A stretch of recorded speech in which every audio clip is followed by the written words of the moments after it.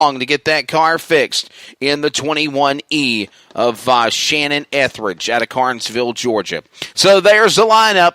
Minor, row 1. Merriman Gavin, row 2. Tuck Kaufman, row 3, and Etheridge in the back. Crown Trophy, heat race number 1, ready to come to the firing line. Next time by, 1 to go indication. How about it, race fans? Give them a round of applause as they come down the front straightaway. Their one and only visit here to the Locust Grove Roar. Is that what you call it, Wesley Walton? Thunder in the Grove here at Batesville Motor Speedway. Thunder in the Grove, as they call it, Thunder in the Grove. There you go.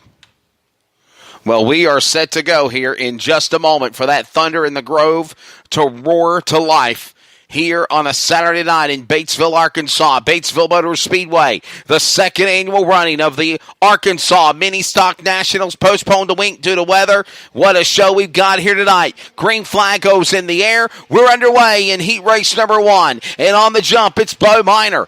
Minor will jump out in front. This will be an 8-lap heat race, I've been told. 8 laps for the heat race. And we got one car up the wall into turn 1 and 2. Chris Tuck in 11C with a problem. And will we see the caution? No, we will not. We will stay under green. 1 lap in. Bo Minor, Wesley, leads him into turn 1. Yeah, Bo Minor had a great run last night. Top 5 finish for him. Micah Gavin, though, the man who won this event last year, came home second last night, slipped up and lost that top spot to J.J. Garrett last night. I can't wait to see what the Newark, Arkansas native of Micah Gavin can do here in the number 9 machine. Let's watch him. He's driving Farrell Holloway's car as they dive into turn number 1 and 2. And Micah Gavin got the runner-up spot last night as the 11C of Chris Tuck will pull in behind the wall. Tough break for him, the native from up in northern Arkansas. Coming out for turn 4, they come to the line. It's Micah Gavin trying to close in on Bo Minor. Bo Minor to the inside. Gavin on the outside. They are door-to-door at full speed for the lead into turn number 3. Great battle here for the lead between Gavin on the top side, letting it all hang out. Minor on the bottom.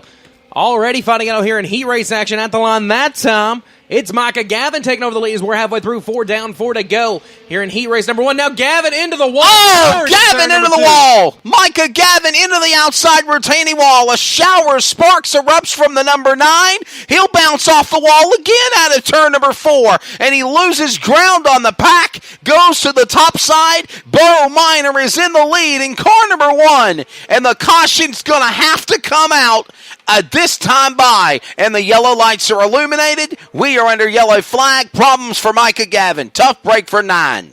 Now he's going to have to go to the pit area and really bust some tail to get that car fixed. Oh, you see the damage out of the front and the right rear of Micah Gavin. He wanted to defend his title. He is one of the key parts in getting this event set up here at the Batesville Motor Speedway this weekend. And tough break for him. See if he can get everything fixed and get it into feature event action later on in the evening. Everybody makes the feature, but Don't look now, but you know who's in second right now. Oh, yes. After that. Well, I guess he's up to third. Tony Coffin beat him to the line that time. But Shannon Etheridge is coming. He got that car fixed over the evening and put a brand-new rear end in it. And he's coming. He's quick. He was probably the quickest car in practice on Thursday night. We had just a couple mini stocks come up here, and Etheridge was turning 17.5-second laps, which is, you know, when the track slicked off a little bit, that's actually faster than what the street stocks were turning. That's exactly right. We go under the yellow flag again. Problems in turn number, turn 2 is actually where it happened, where Micah Gavin got into the wall. Micah Gavin again into the outside retaining wall, down the back straightaway, and then he turned around and stalled the car in turn number 4, and again, that caused us to go under the yellow flag condition. So we are under the yellow flag here. There is a 2-lap courtesy rule given to Micah Gavin if he does have a tire down, and it's obvious. It is obvious, Wesley Gwaltney, that he had a lot of damage on that car from cutting the tire down. So we'll work on getting. Etheridge does the exact same thing as Micah Gavin. That's right. The thing here about running on the top side. That wall creeps up on you really quick. Etheridge not able to continue. He's slow on the front straightaway. So there's 2 of your contenders for tonight's feature event. And we'll still stay green flag. Out in front, still in heat number 1. It's down to, 2 cars? Yeah, down to 2 cars. Tony Kaufman pulled off of the infield, or Mike Minor pulled off of the infield. The 10C machine, And we're under yellow flag as well. Got a problem with Shannon Etheridge's car. He's going to exit off the racetrack. It's amazing how he picked up speed after the caution came out. And Bo Minor's got damage on the right rear quarter panel of his machine, I think that might have been part of that with Shannon Etheridge. They might have made a little contact. I did not see it a while ago when Gavin went off, but Etheridge took a hard hit over there in turn number 2. Almost went two-wheeling up onto the wall, but got it back down on all fours. But a lot of damage to 21. Might be having to go from working all night last night to put a new rear end in it to working for the next hour or so, trying to get a whole new right front put on it, a toe in, everything probably broke on that machine. Probably some problems as well with the axle. A lot of damage to the front end of the 21 of Shannon Etheridge. And a tough break again for that 21 car at Carnesville, Georgia. Shannon Etheridge and company worked on that car all afternoon, all night long last night, actually, trying to fix the rear end of that car, and more came down for the start last night in the feature. Wesley Gwaltney, and had a rear end transmission problem break, and thus ending his night. They worked all day feverishly to get it fixed, and now again snake bit while being in second spot in heat race number 1. Tuscaloosa, Alabama's Bo Minor is out in front, and Mississippi's Tony Kaufman is in second, and those are the only 2 cars on the racetrack. We started with 7. We're down to process of elimination. Yeah, 2 cars remain. It's kind of survival here, but it's 2 very fast cars to watch out for. Tony Kaufman had a great restart, just not as good as one as Shannon Etheridge while ago. Yes. Kaufman stuck his nose down there and thought better of it. And I think they're going to get a green-white checker here in a minute that's as well. Exactly what we're about to get with these 2 cars. They'll exit off of turn 4. Let's see what happens between these 2 cars. A little fender damage on the right rear of Minor's car. Here comes Tony Kaufman. He'll power down to the inside, trying to make a run on Minor for the second spot for the lead now. Back straight away, they dive into turn 3. Almost about 3-car length separation, mini stock-wise on the interval, as they'll come to the line with Bo Minor crossing the line. He'll take the white flag. One more lap to go in Crown Trophy heat number 1 for Saturday's Arkansas Mini Stock Nationals finale at Batesville. They dive into turn number 3. Bo Minor will exit off for turn number 4. They'll flash under the flag stand, and Bo Minor, Roll Tide, will take heat race number 1 in car 1 from Tuscaloosa, Alabama. Tony Kaufman will go second spot from Mississippi, and then it's going to be Shannon Etheridge third. Mike Minor, Russell Merriman, Mike Gavin, hopefully he can get that Farrell Holloway number 9 car fixed. And Chris Tuck in Michael Courtney's old number 11 car rounds out the field in heat number 1. Your thoughts, Michael? Wesley. Your thoughts, Wesley? I'm sorry. It's all good. The ambulance is back. Yeah, I like it. I guess it's the Crimson Tide, not the only ones winning tonight, as Minor picks up the win out of Tuscaloosa, Alabama. Yes. He's doing it for the A, doing it for Alabama. That's right. Trying to get the win, trying to get him a $2,000 victory tonight. Maybe $700 extra if he can lead all wire to wire of the 20-lap feature event. Saw a lot of good upsets in college football. LSU beat Auburn. I loved it. By 1 point. I loved it. How did Arkansas do today? Hey, let's not talk about that. Arkansas State's currently leading 27-10. There you go. Okay. They turn it around a week later. We know what happened last week. Roll Tide, I guess. Yeah. Let's go with heat race number 2, as it's going to be the weatherman, Jamie Rowan, on the pole.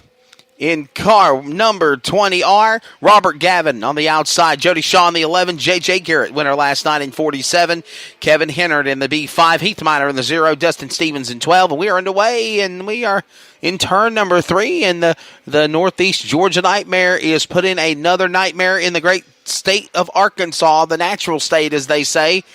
J.J. Garrett leads him to turn 1. Wesley?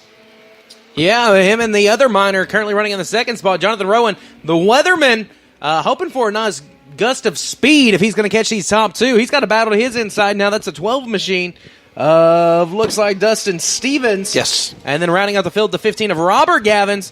He's hoping for a little bit better luck than Micah had a while ago. A couple of cars did not start this race. I want to say it was the B5 of Kevin Hennard. Heath Minor is in second spot right now, and Dustin Stevens is out there right now in fourth. So got a couple of cars that decided not to answer the race. Jody Shaw in the 11, and Kevin Hennard in the B5. So those are your cars that were not able to ring the bell, so to speak, in this heat number 2. Heat race number 2 is presented by VP Racing Fuels. VP making power the official fuel of the Raging Cajuns is VP Racing Fuels, VP, making power here tonight is right now the Northeast Georgia Nightmare of J.J. Garrett. He leads them, Wesley, back to turn number 1, but a great battle for third between Stevens and the weatherman, Jamie Rowan, on the inside, back to 1. We've seen the side-by-side action between those two for about 3 laps now. Here comes Robert Gavin. A little bit of sparks coming from the right rear of that machine. Still keeping it going, though. He'll look to the outside of the weatherman, Jamie Rowan. And the 12 of Dustin Stevens starting to set sail. He is the third spot fully in control right now as Gavin and Rowan go side by side. J.J. Garrett says, hey, guys, y'all are a half track away He's from me. gone. Let's not worry about it. He's checked out.